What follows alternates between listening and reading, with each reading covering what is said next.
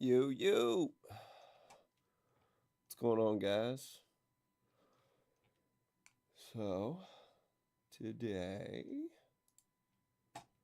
figure Donnell Rawlings was on JRE or whatever, so figure that'd be fun to listen to and bullshit while I make some hot ass beat claps and do the thing. Oh no, hold up. What's going on? Oh, it's that'll happen. All right. Anyway, where is it? Boop. Joe Rogan podcast, check it out. The Joe. What do you do? Out of Brooklyn is, you know how I They feel. tried to do you Breeze dirty. drifting on by, you know how I feel. They tried to It's a new set you day. They tried It's to- a new dawn. They tried to label It's you. a new life for me, and I'm feeling good. You look good. Thank you look you. real good. I love Where'd you that. get that suit? Who It's made funny that as suit shit. for you?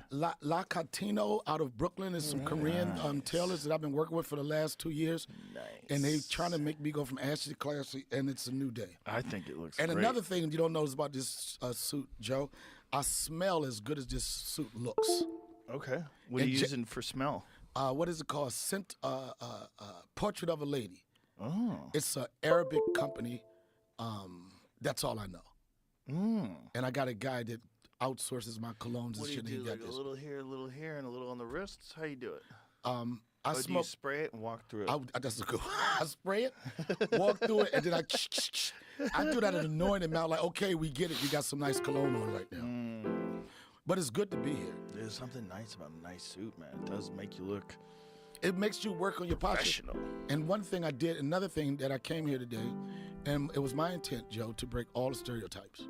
So I got here 20 minutes earlier than I was supposed to be here. You came 20 minutes late. You enforced the stereotypes. And I wore a suit without a court date, without a funeral, and without a marriage proceeding. So this is the whole thing of Donnell in a new day and changing his life.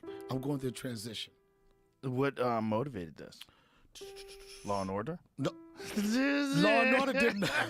Law and Order didn't motivate this. Law and Order. First off, Law and Order is one of the most respected Oh. franchises in the history It's of been television. around a long time. Shout out to Shout out to Arthur Ice-T. Formey. Shout out to Dick Wolf, and shout out to everybody that's a part of that. And they say in New York, they say that you can't call yourself an actor in New York unless you've been in Law and Order. That's how That many, makes sense. It makes so many. I mean, there's so many. how many versions do they have? I've been in when I first beginning my career, people really thought I was a dramatic actor more than a comic. I was booking a lot of stuff. I've been on every one of the not episodes of shows, and out of them, I think 80% of them, I was arrested. And I was like, wait a minute, am I getting typecast? Every time I was able to like action, I'm like this. And what'd I do? What'd I do this time? Every one of them, I got arrested for something. How many of them are there? How many Law and Orders are there, Jamie? Intent, special victims. Special victims. I'm gonna guess. I'm gonna say 5. 5 different Law and Orders. Homicide was technically part of it too. Okay. Oh, maybe no, this is related. Never mind. Hold on. You got Law and Order, Special Victims Unit, 2, Organized Crime, 3, adapted series Law and Order Toronto, 4. Criminal Intent, Law SUV and Order, is that Criminal one? Intent, 5, Trial by Jury, 6, L.A., 7, True Crime, 8. Hate Crimes. Oh, this is in development. Hate Crimes for the defense. They're gonna have a whole show dedicated to hate crimes. But that Oh my brand is God. like, and I don't think those guys, I mean, Dick Wolf and Arthur Foreman, I did it years ago. When I first did it, Arthur Foreman was the director when I did it. And that was like in 2000. And then recently, People love to watch those shows where they get the bad guy. yeah, You have to catch the bad guy. and you have to have a bad guy. Yeah, I think gotta that's have a bad guy, and you got to catch him. But everybody is more interested in the bad guy more than anything. That's in life general. Yeah, That's why you find there's so many people that necessarily don't have a lot of talent, but they subscribe to the bad guy side of it and want to be negative, and then everybody draws to that. The bad guy is winning like a motherfucker. The bad guy is winning. in what way? Yes. In what way? What do you mean? I'll just say like this, and I'm not being specific to anybody in general. Even in the world of podcasts right now, right? The model for a lot of people now is like, say some outlandish shit, say some shit that's going to piss somebody off, say some shit that's going to make people hate you, and now you have a platform, and you have a successful platform because at the end of the day, with this, it's all about engagement. It's all about, can you get people to engage? And at the end of the day, if you can do that, whether people like you or not, you win. Sorta. But I think people get tired of that. They get tired of conflict. If your whole business is conflict, people don't want to be in conflict all the time. And they realize that a lot of conflict is unnecessary. And if you're the type of person that likes to talk about conflict constantly and talk about it online, you probably also are willingly participating in it, maybe a little too willingly. Like maybe you're getting, you're creating problems in your own life, even as you get attention. Like, be careful what you wish for, because if you're known for just talking shit about people, and then you become successful, then people are gonna talk shit about you. They're all gonna come after you. But the people that like that, they don't have a conscience to even care about that. Yeah, but everybody has a conscience. I just think we people accept a certain amount of bullshit. We accept it, and I think you should just concentrate on doing whatever the fuck you do well. You don't have to just say outlandish shit and be so negative. I just don't think it's necessary. You don't, but you are living in a different world than Black Twitter. It does work. It gets people attention. No, man. The people you're speaking to, yes. But Black Twitter I get it. and on these urban sites, Yeah. you could be negative for years and years and years and years and years and years, and a motherfucker will come up. And that's the truth. You are around a world of, oh, he's a jolly good fellow. But in that dark world, in that Black Twitter world, it's a lot of negativity, and it's very unfortunate. That is unfortunate. That's a very unfortunate thing. I don't enjoy that. I get Black it. Twitter? Insulting people, getting mad at people. At a certain point in your life, I realized that there's no room for that in life. You don't have to. You can avoid it for the most part. If you could avoid it in your immediate life, you could probably avoid it in your internet life too. I think you avoid that conflict and negative energy the more successful you become. because I think that creates a I don't give a fuck about bullshit attitude. I think that a lot of the anger and a lot of frustration that comes with a lot of people is the beginning of the stage. It's the beginning stages. But when you get, like we were talking about it earlier, damn it, fuck, you gave me that joint too quick. You gave me that motherfucking joint too quick. We were talking, this is a bad one. Because I tried to get that pause to get my thought back. I don't know what the fuck you just gave me, but it just erased everything I was just thinking about. You were talking about as you get successful, it's easier to avoid conflict, which I probably agree with. Also, you're comfortable enough where you could recognize the patterns that are beneficial and not beneficial to you in your life. And conflict is never beneficial to me. Like, even conflict that I've engaged in that so that's was been necessary. your entire. That's been your entire. Not even as a fucking young Joe Rogan, you didn't have the energy like fuck this or fuck that motherfucker. I don't give a fuck. You always been this calm. You've always been this collected and this calm your entire career. No, definitely not. So that goes to my point. Yeah, but I learned how to do it. Because I realized, you know what happened once, man? What? This is a true story. I was watching this dude on stage, and I was hoping that he was bombing. I was hoping he would bomb because he went on after me. I didn't want him to do well. And I realized, I go, what a bitch-ass way to think that is. So To you want someone to not do it. I was 21, and I'll never forget it. But that's the age, though, Joe. Yeah. That's that age when you like, fuck it. That's it. Night. Well, at that age, everyone is so ambitious and competitive that was getting into comedy at that time that it was like, it wasn't very, there wasn't a lot of camaraderie between like the open micers because everybody was like super desperate. Like you remember the desperate days where you weren't sure if you were ever going to be a professional? Like there's desperate days. I never felt that way. Never? I'm telling you, it's not being cocky or whatever you want to say. I never felt that way. Like Back to open mics? The first open mic I ever did, I got a standing ovation. That's insane. I got a standing ovation. I think it wasn't a standing ovation because I had the best material. I was the funniest, but earlier on, I used to go to the comedy clubs and fuck with comedians, right? And I probably shared this. I used to heckle comedians, and people started coming to the show to see me heckle. So it was a thing. This is why when people say I'm an interrupter, I've been an interrupter. I've been interrupting before I even got on stage. That's hilarious. And how old? I was like, I had to be like 21 or 22. Perfect. And the thing was, it was starting to build. People started getting excited for me. They knew that I was the guy in the audience that was funny, but it was like some people in clubs they hang around. You be like, man, he should do it. You know what I mean? Or like one day he should try it. So I ruined all other comedians' careers, man.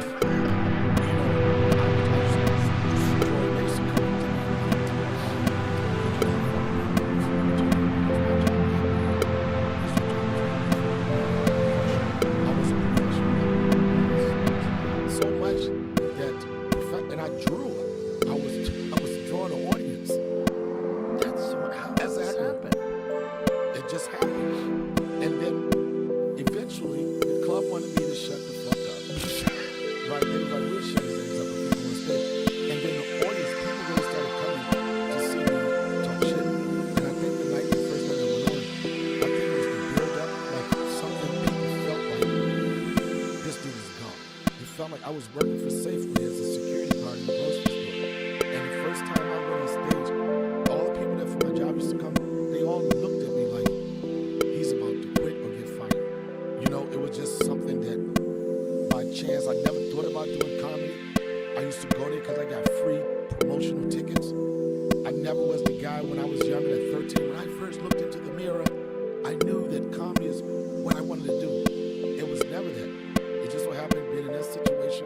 I went up, I ripped it, and when I ripped it, the first time I went on stage, I knew, I was like, this is what I will be doing for the rest of my life. And I didn't say it with that thought, Joe. I didn't feel like, I'm gonna be rich, I'm gonna be famous, I'm gonna have a TV show. For the first time I went on stage, the only thing I want to do is be good. That's almost to this point in my career now. I'm like, if you're good, and this applies to anything in life, if you're good at something and you're really good at it and you passionate about it and you study it and you just live by that, eventually you're going to get the rewards of that. I never was like, I'm going to get a TV show. I was just like, man, if I'm good, I'm going to be able to work this club. If I'm good, I'll be able to work this club. And then things just start happening for me. So I think when I first started, my friends and family, they was really, really rooting for me to do it.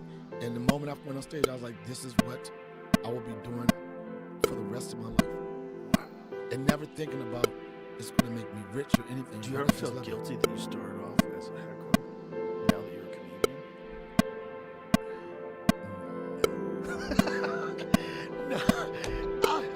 Yo, Joe, I gotta be honest, man, Joe. I gotta be honest. I like heckling motherfuckers, Joe. I'm a natural born heckler. I like that. In DC, we call it joning, right?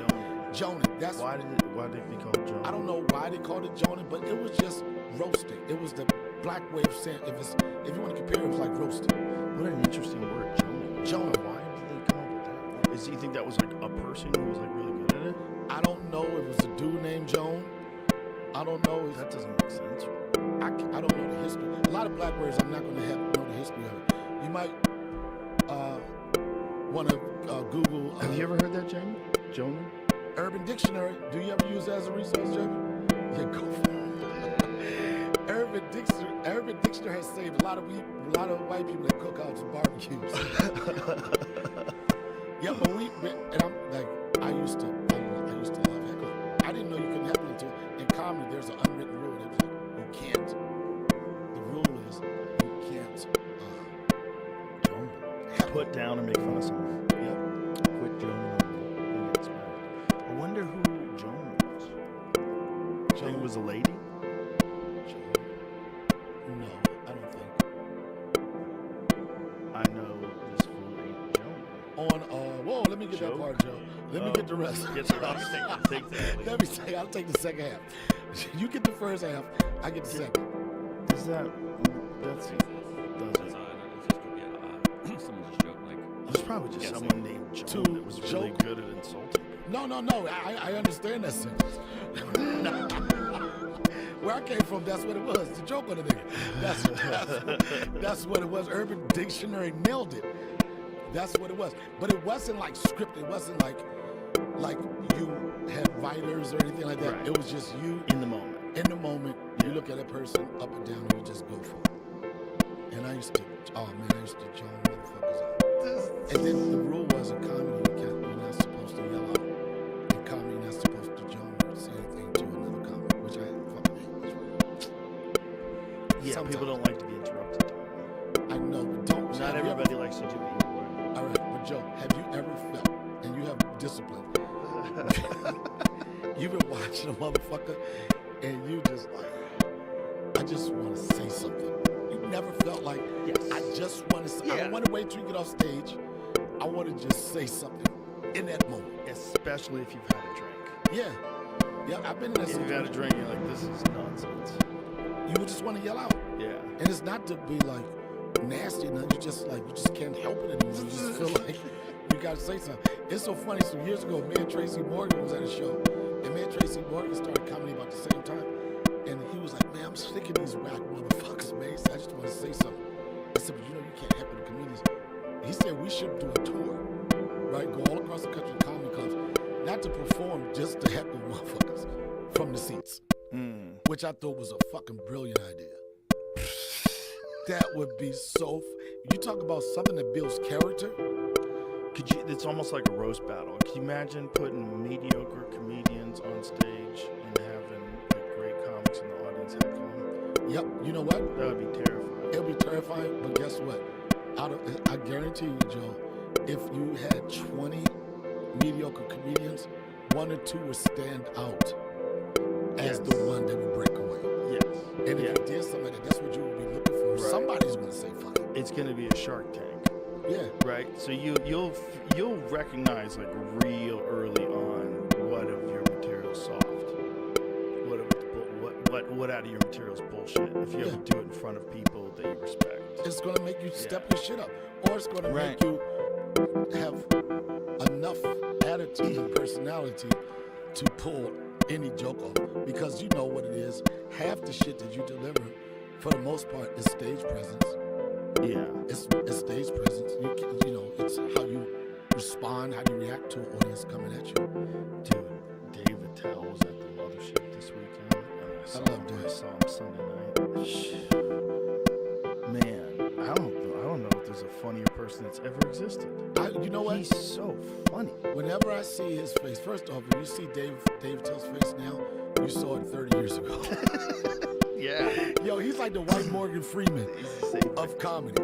Like, he's been how he looks forever with Yeah. a different color black hoodie on. Yeah. And it's so funny you mention his name because something came on my thread like a day ago. And Dave Attell's like the type of guy, not even hearing what he said, you look at him and you say, I said, I need to write more jokes.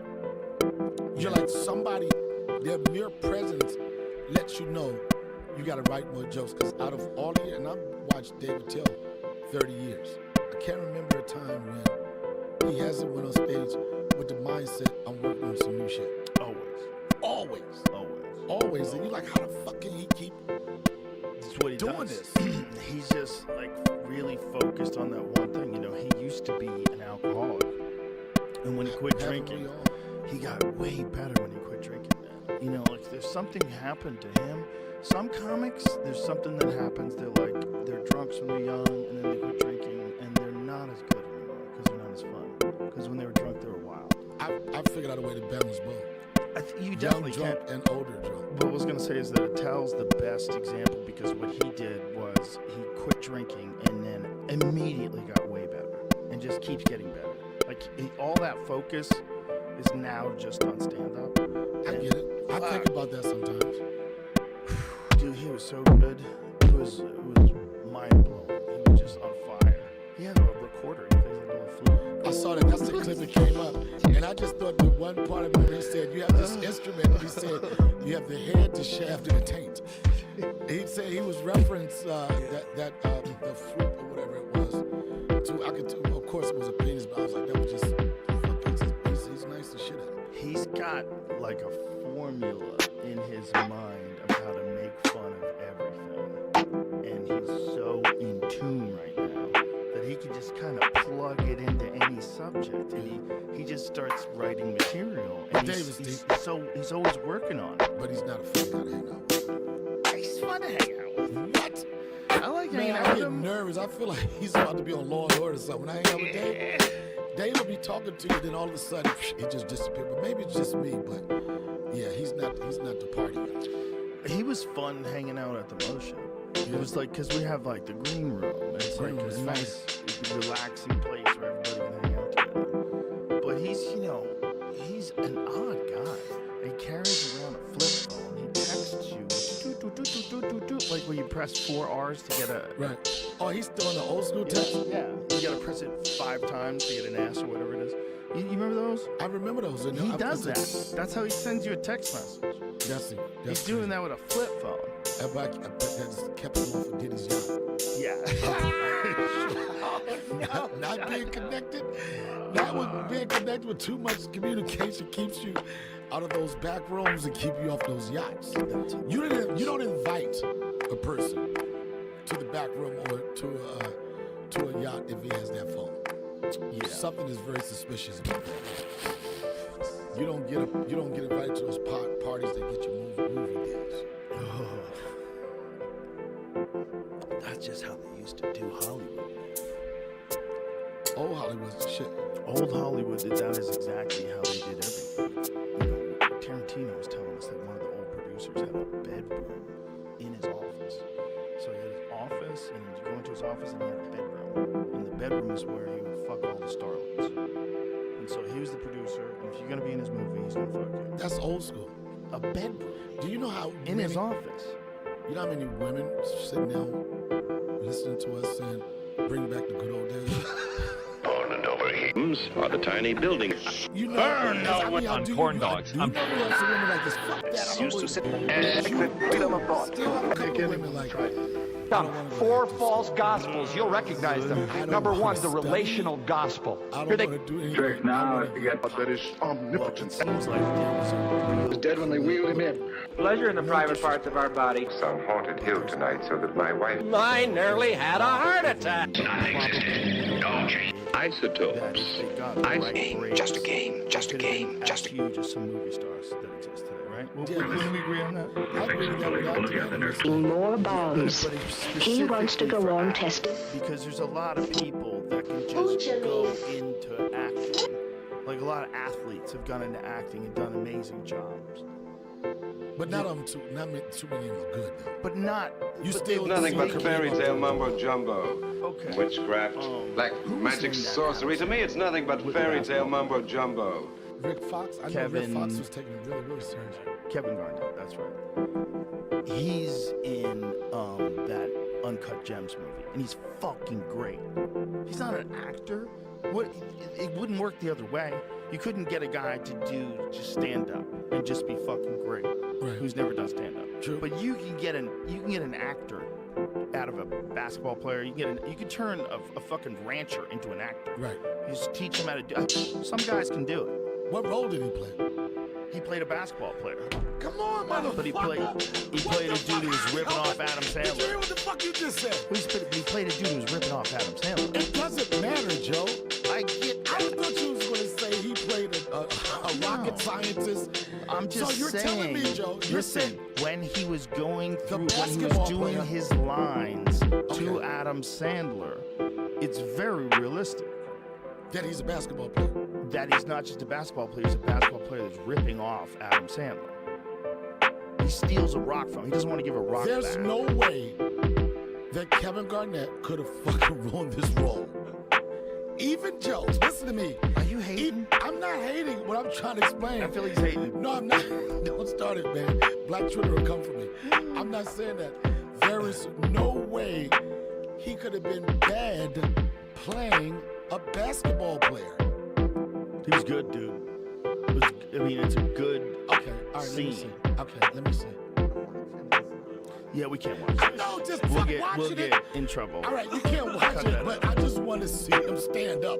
Listen, Because right there, I can see the dramatic side you're saying, but when he stands up, he's playing a basketball player. he is, but I'm telling you, it's not about that. It's about gambling addicts. The whole Okay. thing's about gambling addicts. The whole movie's about gambling addicts. It's a fucking amazing movie. Right.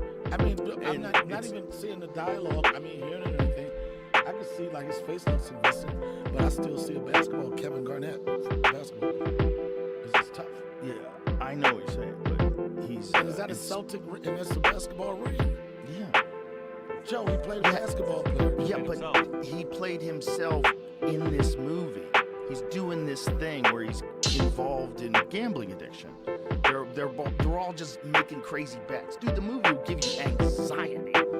I'll check Like, it out. like real anxiety. Like, oh, don't fucking do it. Don't fucking do it. So he was, and Kevin Garnett's is a good guy. I wasn't trying to shit on him. I know you weren't. I know you weren't. What I'm saying is, like, Because the minute you start, Joe, you say, why are you hating? The next thing you know, I'm being attacked by every urban blog in the country. Joe Rogan was hating on Kevin Garnett, saying the nigga shouldn't act, he should just play basketball. that was certainly not my I know it's not your words, but it was the passion of my words. Yeah, And that's how it starts. even that's not what you're looking at. But it's what I'm saying is, like, I think out of all the things, acting is probably, even though some people are ingenious at it, don't get me wrong, the most doable to a person. Like, that's the most, I mean, you're most likely to be able to figure out how to do it. Like, you might not ever be able to figure out how to sing. You know, you might not ever be able to figure out how to do stand-up, but you can probably figure out how to act. Yeah, that's what Just technically pretend. pretend, and then you can get trained. But I still think it's something inside of you as an actor that takes you above the person, just like equally trained. Yeah. There's something that drives you to want to do something different and make different choices as an actor. Yeah, it's called being mentally ill. Yep, and you absolutely, I agree with you 100%. Most actors have some type of mental disorder. Think about it. it's like you're playing make-believe. all the time, professionally. All the time. And then if you get really famous for playing make-believe, at a certain point in time, you're probably like, who the fuck am I? Who actually am I? Or who do I want to be? Yeah, I mean, but you think you are this person because you are getting all this adoration from all these people that see you play different people in movies. Like, they don't even know you. Right. And then you're like, what the fuck? Like, how weird is this world that I've created where everybody loves me and they like me to pretend to be different people? Who the fuck am I? But at the same time, you can get whoever you want to be that day. I think we fucking, when we wake up in the morning, we get acting. You go to bed, you fucked up about something, and you wake up in the morning like, you know what? Fuck that bitch. I'm gonna have a great day. You're acting like you're not dealing with what you did the day before. I think that's a part of our life. You, and I know this is a crazy question, you've heard it before, and it's like a generic question when you have a comedian that's done some acting stuff. Is it more challenging for you acting, or more challenging as a stand-up development new material? Well, it depends on what you'd be doing for acting. Like, I've never done a real dramatic movie or a dramatic role on a TV show. Everything I've ever done just been silly. So, that's a different kind of acting. Like, comic acting is, it's basically like scripted shit talking. Yeah, but at some point, even with acting, there's a moment. This is the scariest part for me. I can go in front of 25,000 and thank you. You created platforms where I can do that many people. I go in front of 25,000 people and it feels amazing. But it's the silence of when you know there's like 150 people behind the camera that relying on what you do right now, and that silence, quiet. When everybody's completely focused on that one person, when they got to deliver that line and then action, that shit is terrifying. That shit is fucking, I'm telling you, I done shows with you and Dave where you guys created platforms to come out in the ring like I'm about to beat the fucking world up. But the minute you say quiet, and you like, and action. Yeah. And then you gotta go. And you gotta really rehearse that thing. Really know what you're saying while you're saying it, because you have to repeat these words in that order. You're not freestyling. You said earlier all the actors have been silly stuff. I think maybe first 4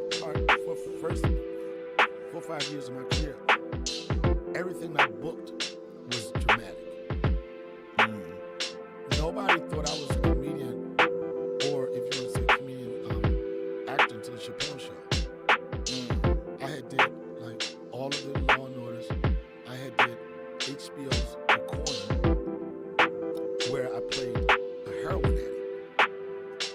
I think this was like the third audition I ever went on. David Simon, Alex Foley. She's a big time. Foley's been a long time since I've been in New York, so I might be saying her last name. But she cast all of The Wire, Sopranos, all that stuff. I went to an interview. I went to an audition for The Wire. This was Jackie Brown Carter. Alex was when we went back and did The Corner. The Wire. But for The Corner, it was Jackie Brown Carter.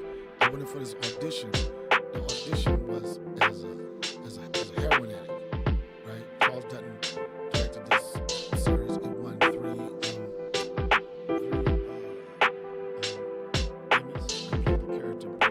That's my friend Clark Peters. He's an incredible fucking theater actor. Came from theater background. So I'm doing auditions this out, and I'm green as shit audition. And I'm like, man, I'm fucking this shit up. I ain't gonna do this shit. Jackie Brown Carmen said, Donnell, relax, be calm, God is in the room, you'll be okay. And I fuck with God, but I didn't know if God goes to auditions with you or not, how much it would help, right? And I did my lines again, and I still thought I fumbled. I was like, man, I understand her support or whatever. I was like, man, fuck this shit. I just started saying anything, right? 4 days later, I swear, sometimes you do an audition, you kind of feel when you're going to at least get a call back.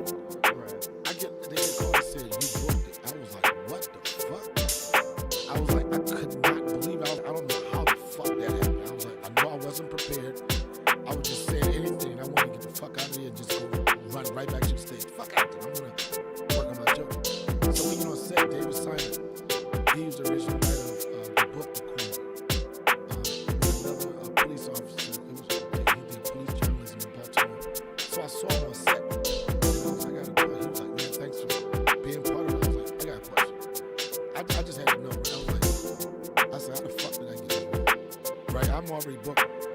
I swear, I put a bomb that audition. And he said, Donnell, we like the way you threw the lines away. Right? So if you mean not prepared, he said, we like the fact that you threw the lines away. And he said, another thing, you didn't feed into the stereotype of the guy's addiction. Because everybody was going in there, was just going straight to the lean addiction. The worst part of it, being high. In audition, they didn't want to see that. They want to see who is this person not being high. And because I was off, because I said, fuck it, I'm going to just say it my way, that's what fucking got me to rolling that shit. Well, that's probably the hardest thing to do. Is to just say free ball. And be, just say, I don't even remember the lines, but this is what I would fucking say. Like, Yeah. if you do that, But some platforms, they will allow that. Then you get the sticklers. Like when you start talking about HBO and those guys, it's like they want you to say every word that was on that fucking page. yeah, but they also want someone who really sounds like they can say those words. Agreed. You, there's things that a person has, like a type of charisma that a person has, like a person like yourself. Like you either have that or you don't. And if you have it, and you can deliver it in some form, some way, you can be coached. Right. Someone can figure out how, well, I'll help you memorize the lines. We'll work through them together. We'll go over things, but in the end, it's you. It's got you, right. You got to go be you. But not everybody can even pretend to be.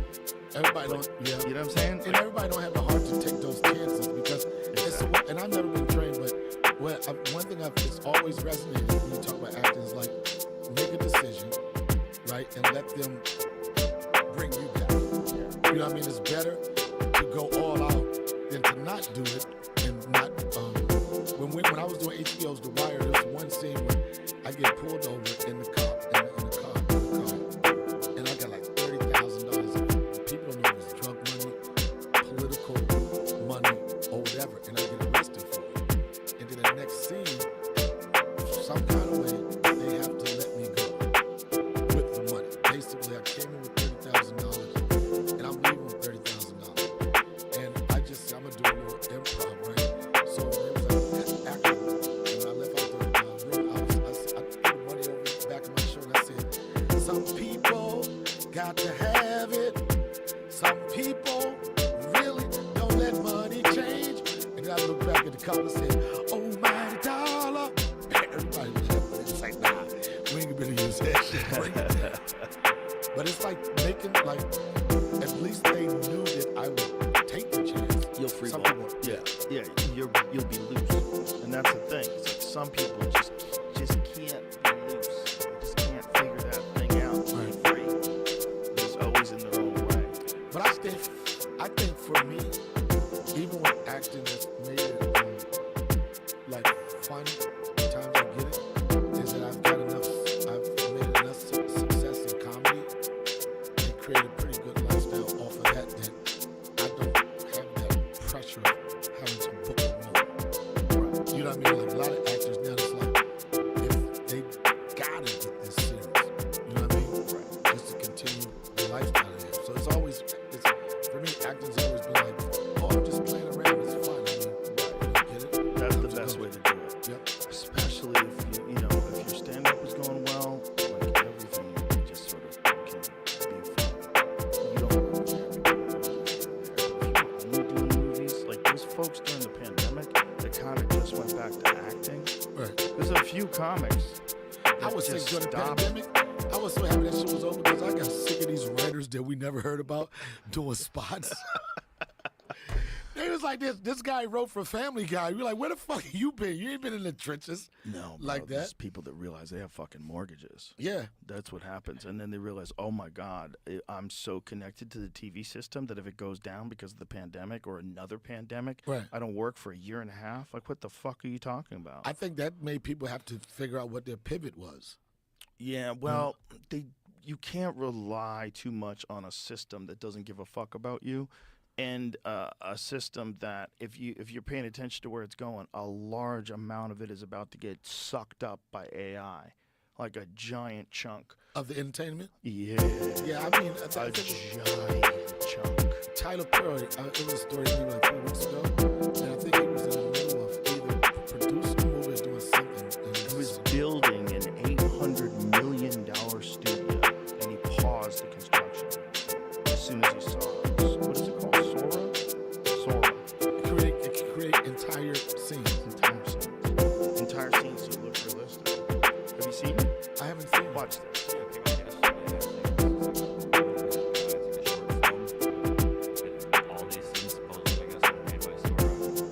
So this is all AI. Jesus. Yeah, it's over. I don't know about the audio. That could be done afterwards. In my case, it's quite obvious what that thing is. I am literally filled with hot air. Yeah, the like this has its challenges. Windy days are one particularly troublesome. There was one time my girlfriend insisted I go to the cactus store to get my Uncle Jerry a wedding present. Pretty well made out. And that's somebody just putting in the information and that's being created. Yeah. The new world entertainment, Joe, this is what my prediction is. This is such a leap. That is such a leap above everything And else. this is what's going to happen. And this is not the right thing to say, especially about Hollywood. The idea of agencies, the idea of A&R, all of those jobs are about to be gone. And the only thing you're going to have is content creators. And the content creators are going to cut the middleman of the agency out, and they're going to go straight to the advertisers and the people that pay the money. You having to be connected with a certain entity or a certain agency, and they probably kill me after this job. This makes me Illuminati right now. They gonna kill me, Joe. Cat Williams and everybody coming for my neck. I'm telling you, it's gonna come where all of those things that you needed to make it aren't gonna exist anymore. And we're close to that right now. Well, we already Biggest- lost sitcoms. So sitcoms were number one. Right. That was like a number one job for a comedian. You get your own show. Yeah, right? that was the only job you wanted. That was right. the job that everybody wanted. And then they had comedy movies. Well, comedy movies have been drastically reduced. So the sitcom's gone, and then the comedy movies have drastically been reduced. So what did most people want that for, Joe? What did the comedians want that for? Two things: money and fame. Yeah, because there was no Those are two social things. media, and there was no YouTube, and so ticket sales were really dependent upon you being on a television show. 100%. Yeah, it was a big factor. And it was. This is like you probably heard this, and it's a conversation when it comes, especially when it comes to comedy. You got the YouTube comedians, you got the social media comedians. Like comedy now is broken down into so many definitions of what comedy is now. When we first started, there was only one definition. The minute you heard someone say comedian, it was nothing but a guy who grabs a mic, stands flat-footed, and entertains an audience. It wasn't a comedian on boats. It wasn't that. When you say comedian, you just associate it with, you know, I mean, just like, no disrespect to the You mean cruise guys. cruise guys? Is that what you're talking Yeah, about? they find Yeah. their lane and they love it. But that's a tough life. You know, yeah, that's the life. But Trapped on that boat telling fucking jokes. and some people got homes to feed. Some people is- like this. that is They look at the level of competition. They look at this. They like this. You know what? And those guys are 6 figures. Yeah, they You know make what I'm six saying? figures. Oh yeah. They do. Most of the guys that do it, it's to get to a point. I've talked to guys that didn't like doing it. Yeah, but They're like, it's very kind of depressing for some reason. your first year or so is probably not, especially if you're doing like $30 spots in Brooklyn here. Like that was a come up when I started. When I started, it's like, oh, yeah, cruise ship. That means really? Oh yeah, it was because you didn't really have a lot to look up to other than just making money off of it. You know, so it was a regular job in stand-up comedy. But the point I was making about, even with that, the different definition of comedian and people, they always think, well, all the overheads have this and that. The thing that you have to credit is the work ethics you have to have to get to a certain level. As if you want to say a social media comedian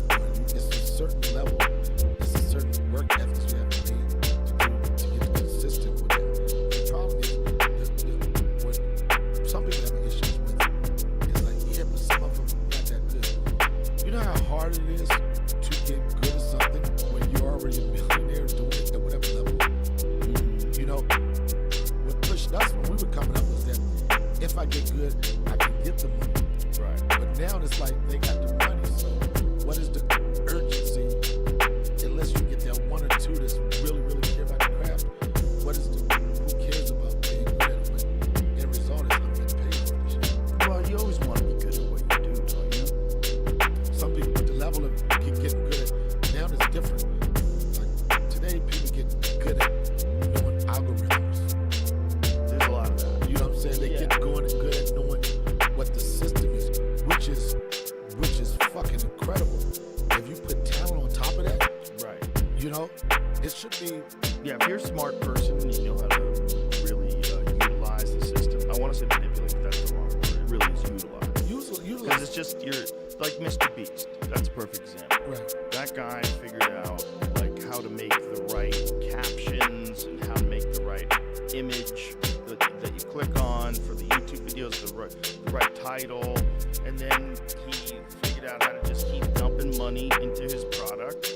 And he figured out exactly where the algorithms are, and he has it translated into different languages. And that's a definite. That's what I'm saying is that's the skill set that's going to get rid of a lot of jobs. That guy's a unicorn. But here's the thing, I feel like if you have AI, like whatever the next generation of ChatGPT is, you could be able to devise a very effective business plan that like really made sense. The AI would sort of guide you step by step, like this is what you're gonna do to achieve success. It'll probably even break it down. If you write for 20 minutes every day, that will increase your time of material by 50 minutes over the course of the next 10 months. And if you like do all the calculations, like, holy shit, is that real? And if you really thought about it that way, like through artificial intelligence, you let it guide your career, it would probably do a fucking amazing job of like putting you into the perfect position to be. I mean, if artificial So we're gonna be intelligence auditioning against motherfuckers. An artificial intelligence guy, you sending your tape in, and then they got a motherfucker that's audition like this. Hey, I need Joe to be a police officer, arrest these guys for stealing. Donnell, we have to realize we're that close to them there being fake people. We're that close. Hopefully I'm dead before this show. No, because I already deal with regular fake people. Now we got artificially created fake people. Oh, Hollywood is fucking dead. They're in trouble. Oh, Hollywood's dead. No. For real though, Hollywood's dead. Just You looking part at of that it. movie. You buried it. You helped bury it. I didn't do shit. Yes, you What did. did I do? I just You abandoned ship. helped bury it. You showed motherfuckers something you could do that they probably didn't think you could do. Go somewhere, post up, do your shit, and create a whole fucking comedy community in Austin. Yeah, I didn't think I could do it either. You knew you could do it. I did not know I Yes, could you do knew it. you could do it. I did not know I And could you do it. did I just did it. That's why I'll tell you. And you have, like, you doing it. A lot of people doing it. But I did your club, the mothership. And it's like, anybody, not anybody, if you have enough money, you can build a nice club. Right? It's a nice club, state of the art, whatever. But it doesn't make it a comedy community.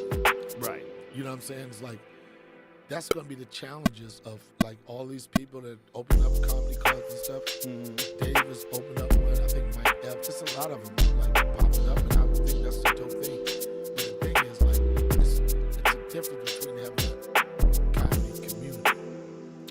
You know? Yeah, you have to do that on purpose. Yeah. You know, and that's one of the things that we did when we opened up the club was to set up like these are the nights you're gonna have open mic. You know, we're gonna have comedians audition to be door people, so that like they'll be able to see guys like Dave Attell, who's just there speaking, and then you'll have like this very clear pathway. There's like open mic night. The talent coordinator will be there. He'll be able to watch you. Maybe he can even give you some tips. Other comics can watch you. They see you working the door.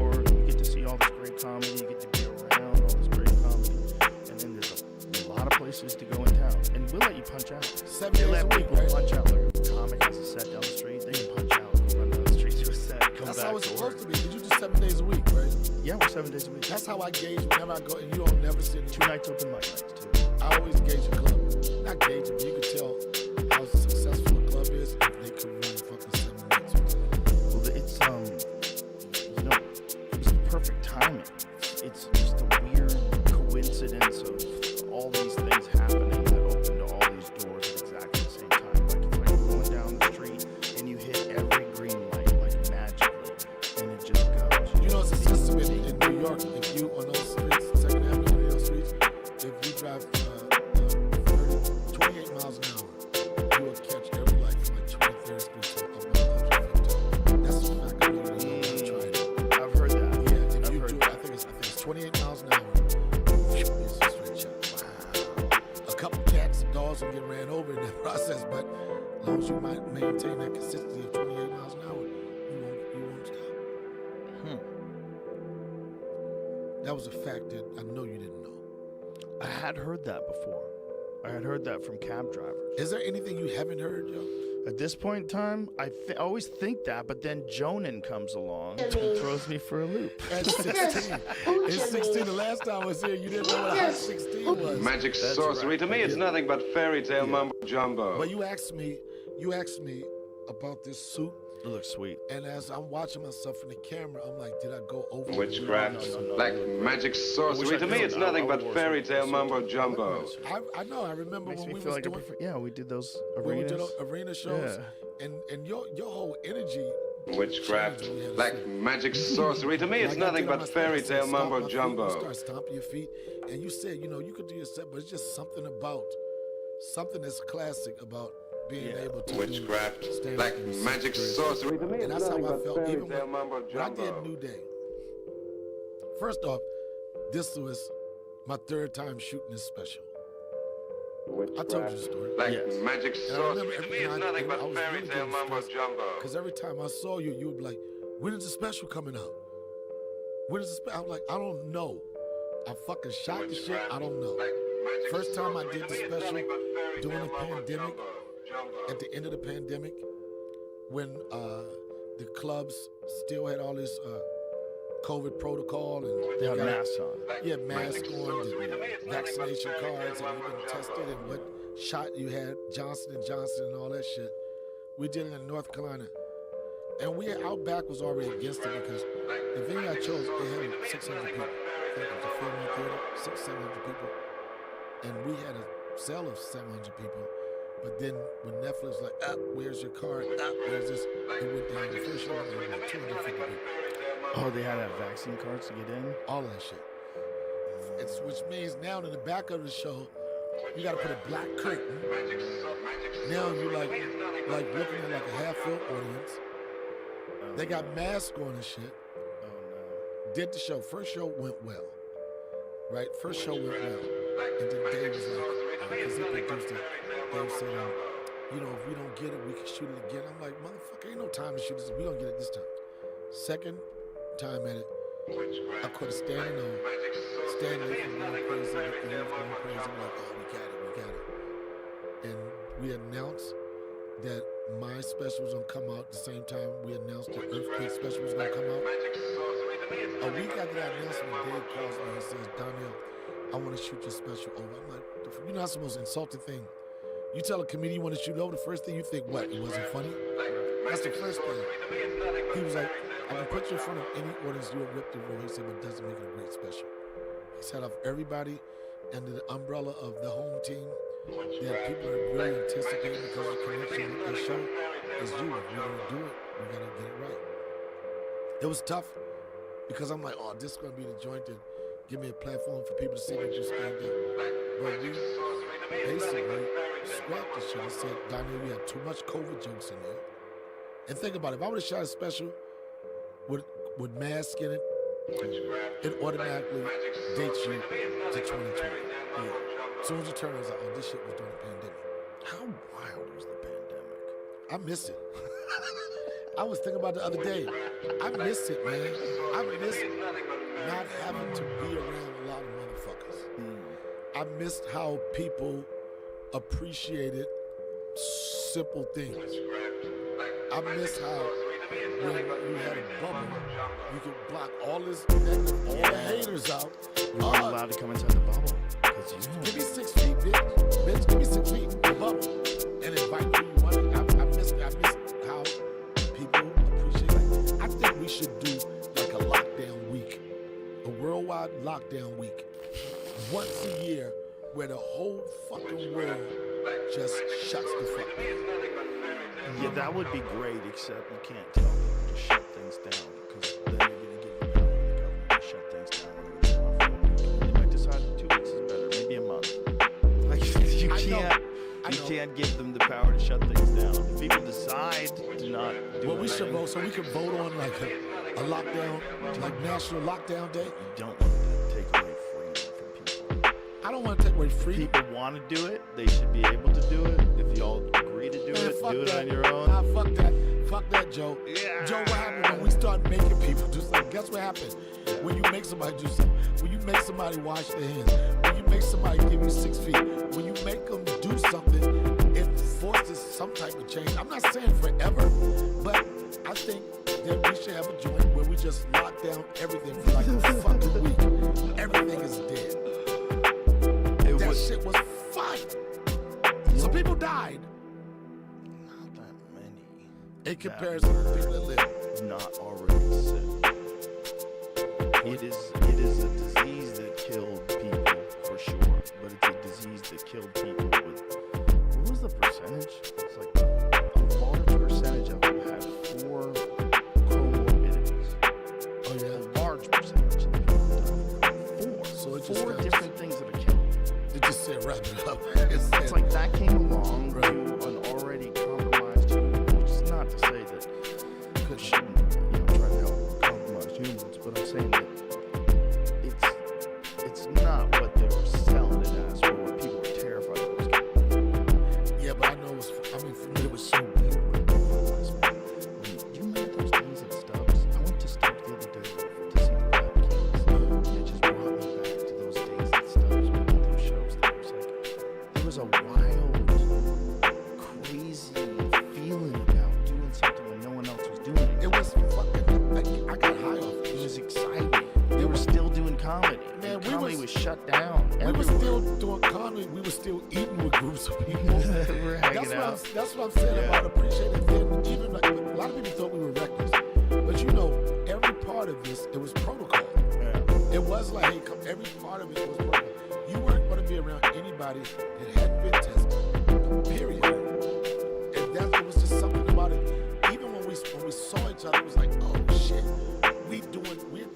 we got excited about doing regular shit. Yeah. Even with all of our crew caught COVID at the same time. It was like a chickenpox party. We went down from a team of 24, and every day, this is when I knew it was getting bad, because I used to plan like lunches for everybody, and we had lunch like 12 o'clock every day, and they were like, I wonder when we have lunch. There were 24 people. Then once the bubble popped, one day it was 22, it was 20, it was 19, it went down to 12, to 4 people you had to fend for yourself. The whole fucking crew caught it. This is pre-vaccines. This is pre. That was right. It was right when vaccines was about to pop, because I had somebody. I know this sounds so ghetto. I had somebody who could give me the Johnson & Johnson on the low. On the low. Yeah, People were excited to get out of it. all of it. Yeah. I got it quick too. I almost got it. Yeah. I got it. See, now you like now I'm wondering. Ever since I got it, I'm waiting for some shit to happen in my body.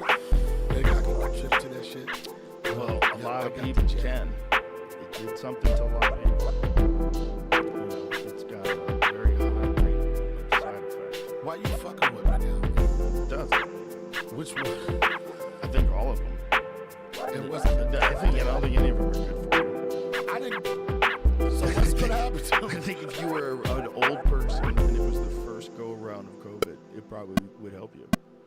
But I think there's a lot of problems with that thing. What's been the Well, there's a lot of side effects. I mean, there's the craziest thing that's going on right now is the increase in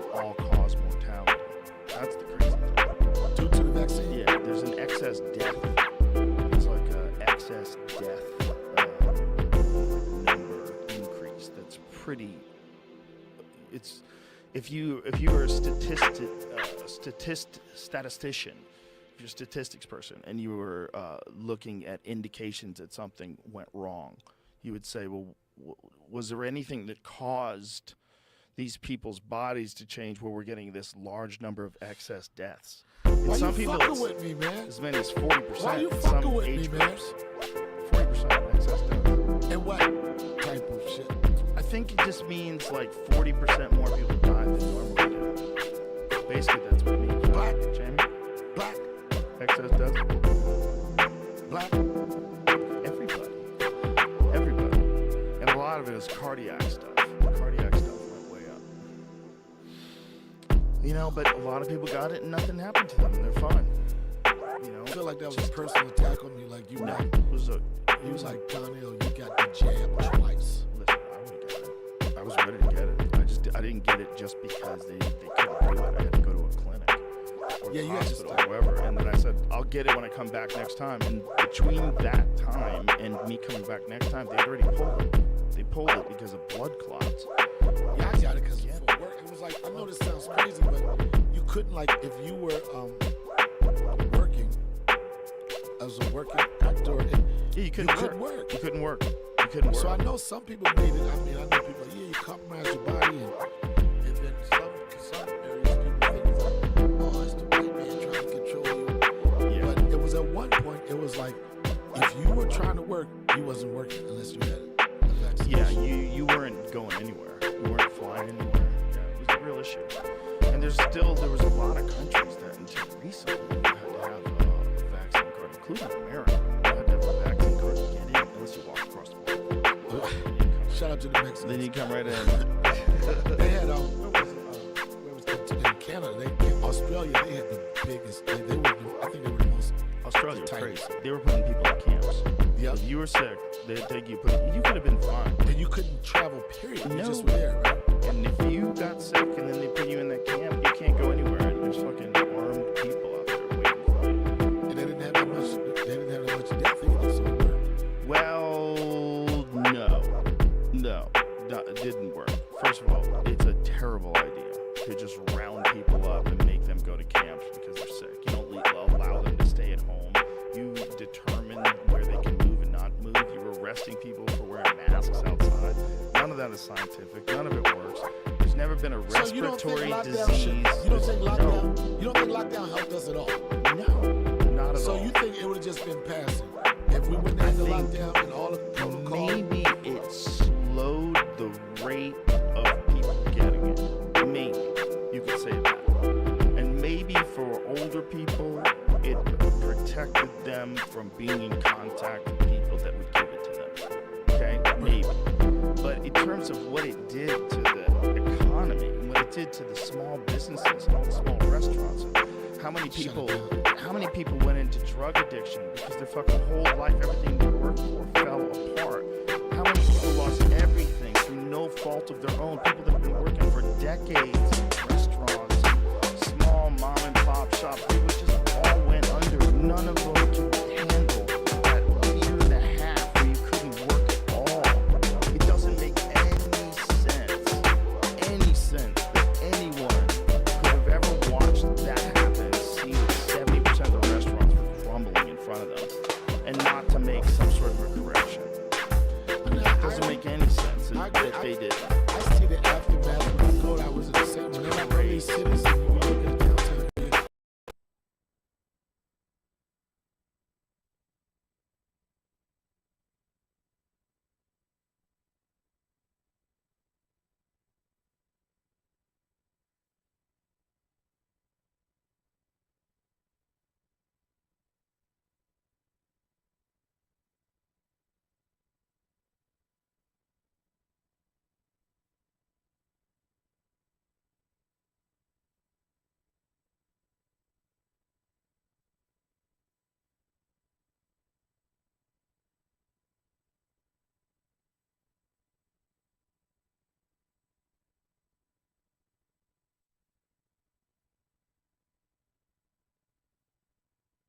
Slow the spread of the disease.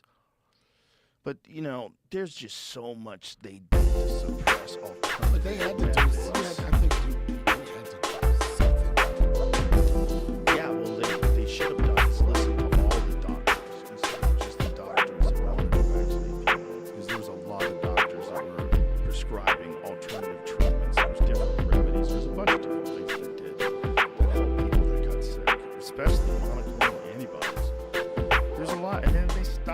giving those to people. They stopped making them accessible. Once you were in the hospital, they wouldn't let you have them. Like, there was so much shit that went on that was just, if you wanted to be really, really clear with what you're looking at, you would have to say, God, I think this is motivated more by money than taking care of people. So much of it. So much of it. 100% Pfizer, Moderna, Johnson, they all came. And you can't Even in the testing. That's what they do. Right. That's So their we business. So we need a pandemic or something catastrophic like that to happen before big business can make more money. No, we need AI. So somebody sat there, so it didn't really AI is going to put the kibosh on all of it. AI is going to. I think we're going to have a president AI. That's what I think. I think we're going to realize people are too emotional and easily distracted and too corrupt. And it's like this percentage of corruption is costing this amount of money. So we're going to have incorrect allocation of money to this and that. And yeah, AI. AI is going to take over. AI president, yeah. Not kidding. a lot of people with actually what you're smoking right now, Joe. No. So what you do? You vote for this? How does Well, here's the thing.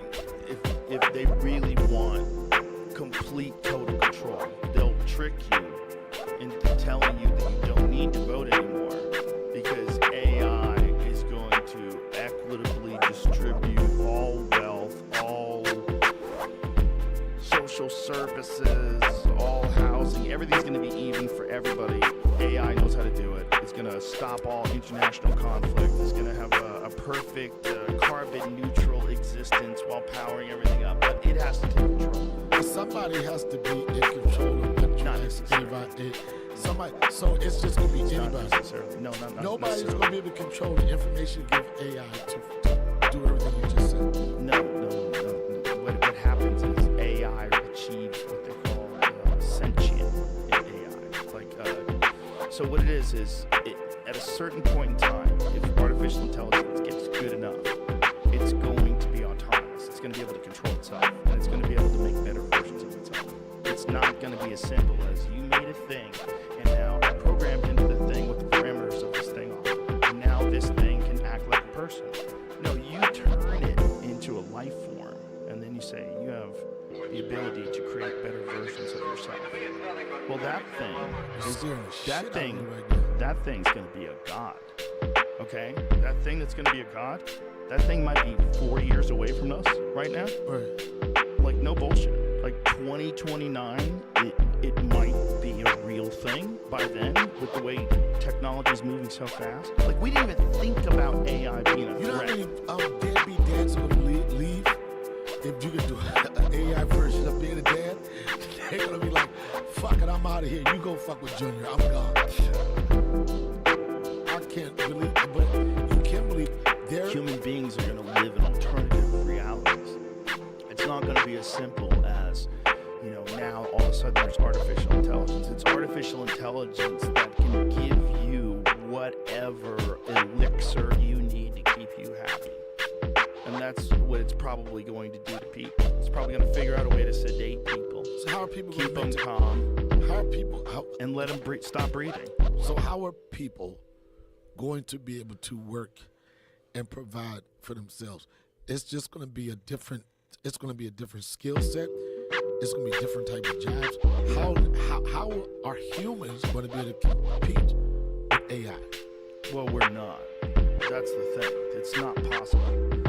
If they reach a certain point, so if you just think about, you know what an exponential increase in technology is? I don't. Exponential means it's not as simple as like 1 + 1 = 2. It's you got to think that with each, like you know how they do like a funnel, and they have a quarter and they spin the quarter around the funnel, and at the bottom it gets faster and faster and faster. Yeah. That's how exponential increase in technology works. With each invention, it makes all these other inventions, and they all accelerate. And as they do it, it happens so fast and so quick that this exponential thing is hard to understand, because it's not like each step is one more. It's like earthquakes. Like a 7.1 earthquake is like way stronger than a 7. and they just get bigger and because it's exponential. That's the same thing with technology. It's going to happen so fast that the increase in power and its ability to do whatever it wants to do is going to happen so quick that once it becomes alive, it's just going to make better versions of itself, like immediately. But what do we do? It's nothing we'll be able to do. We are fucked. That's what I was Because there trying to will say. be no more jobs. When you first started this shit, I was like, every time you build up and said what the fuck you said, I said, we are fucked. We're fucked. We're fucked. We're fucked. They're already having them work as kitchen assistants, where they talk to you in your kitchen. They got robots. I went to a restaurant the other day. Okay. And a robot motherfucker pulled up with the noodles and all that type of shit. Jesus. I gotta go. I go to studios. I go to like Good Day, sorta Pittsburgh, and all this type of shit. And where you used to go in those places and see like 12 cameramen, is one producer, and all the cameras are fucking robotic. Didn't we learn from iRobot? No, we didn't. Why didn't? This guy. It's just always talking about AI and shit, dude, every fucking day. AI and the fall of America. I don't know, whatever. All right. Well, thank you guys. Love you. I gotta go handle something, but I probably will be back on tonight. Hopefully I will. If not, catch you Saturday.